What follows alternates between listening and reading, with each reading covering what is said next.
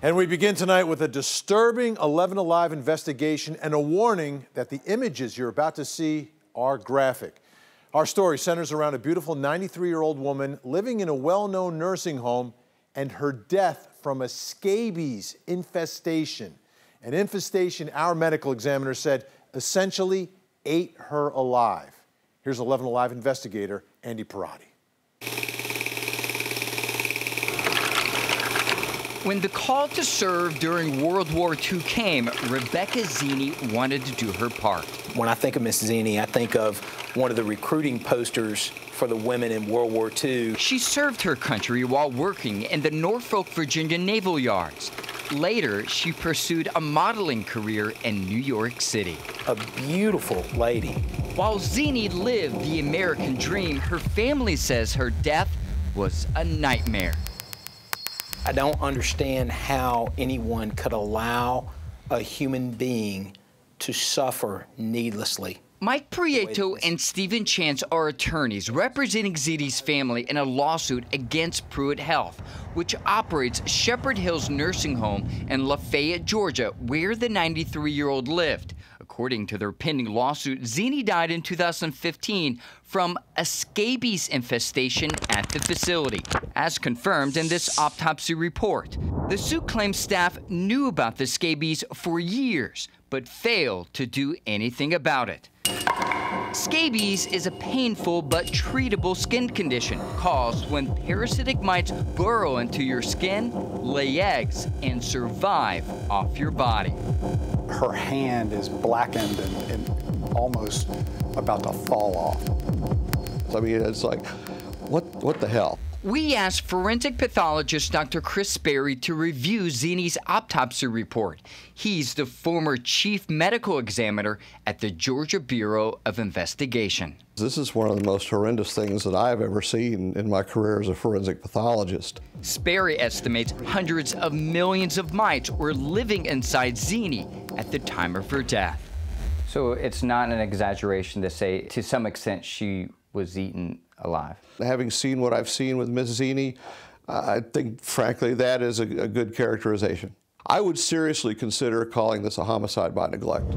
This 2015 report confirms the Georgia Department of Public Health knew at least 35 residents and staff contracted scabies at the nursing home. How did the state respond? On June 4th, a health department employee simply emailed a manual to the facility on how to treat scabies, but never personally inspected the facility, nor is it required to do so. 11 days later, Zini passed away. There's no doubt that this was very painful to her. This is really intensely horrible.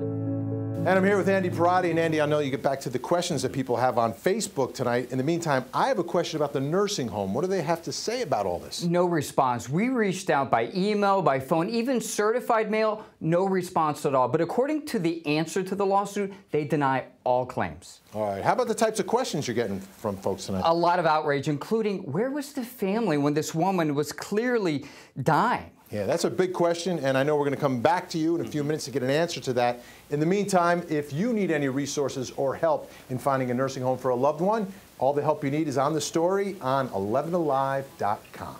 I'm Ron Jones, live in the newsroom with a late developing story around a video on social media right here showing a former NFL player, Desmond Morrow, being arrested by Henry County police officers. Now, he says he was knocked unconscious and had his teeth knocked out as well. But we just got a copy of the police report, and this video may not tell the whole story.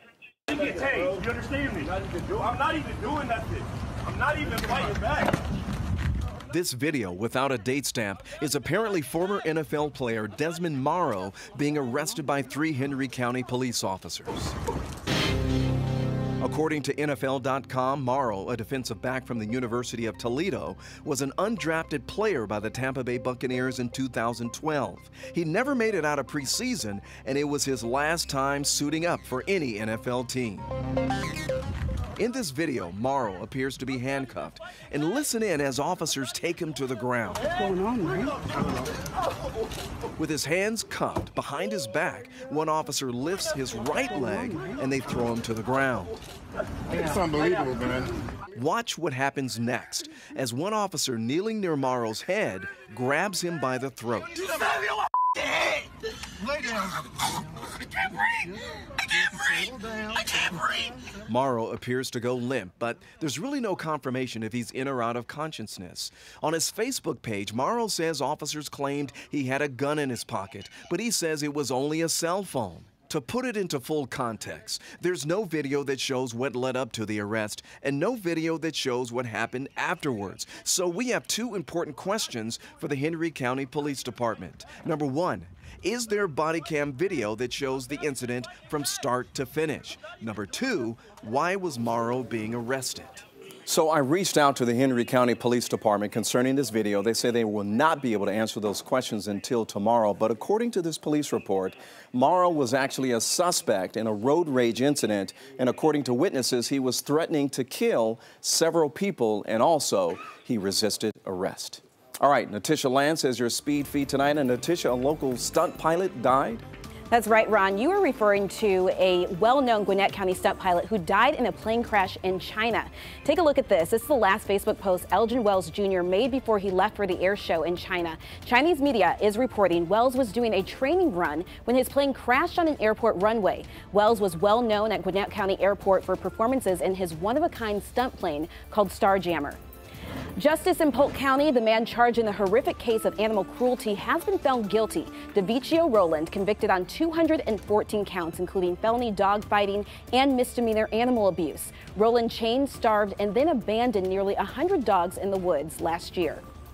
Well, this is new developing tonight. NBC's Tom Brokaw has been accused of sexual assault. The accusation comes from former NBC anchor Linda Vester. She told Variety Brokaw tried to forcibly kiss and grope her and showed up to her hotel room uninvited. Tom Brokaw has issued a statement denying these allegations. Vester says she's coming forward to shed light on a sexist culture within NBC News. We are going to be following developments on this story through the night. Watch Morning Rush tomorrow for the very latest.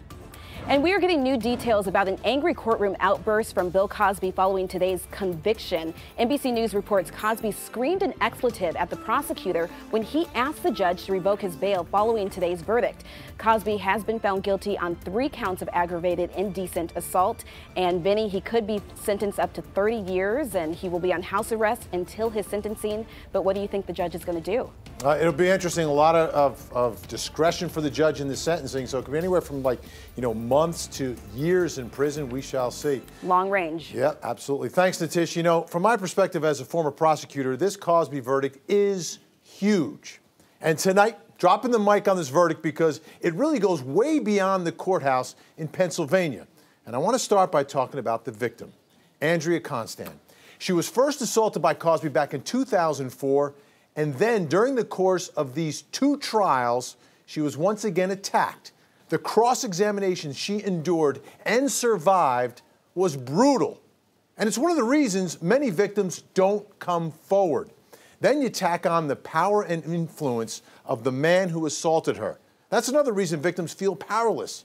Victims often think, who is going to believe me? Well, that question was answered clearly. During this Me Too revolution, we have seen the court of public opinion turn, but today we went one big step further with a court of law saying, yes, we believe you.